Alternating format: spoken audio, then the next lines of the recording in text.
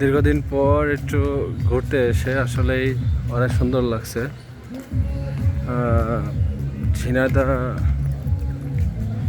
Dream valley পার্কে মানব উন্নয়নের রক্তযোদ্ধা পরিবার, আসলেই সামনে যারা হাঁটছে এক একজন মানবিক রক্তযোদ্ধা, যারা সর্বদা অসহায় ও দরিদ্র মানুষের জন্য কাজ করে যাচ্ছে।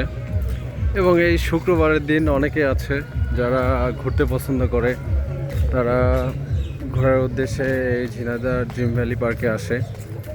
এবং অনেকে আছে যে শুক্রবারের ছুটির দিন পাইলে একটু ঘোরার উদ্দেশ্যে ওইখানে আসে। নিরিবিলি পরিবেশ, এখানে অনেকে আছে যারা ফ্যামিলি নিয়ে ঘুরতে আসে।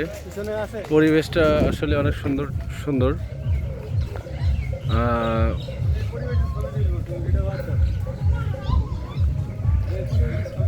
ছবি ওঠাবা।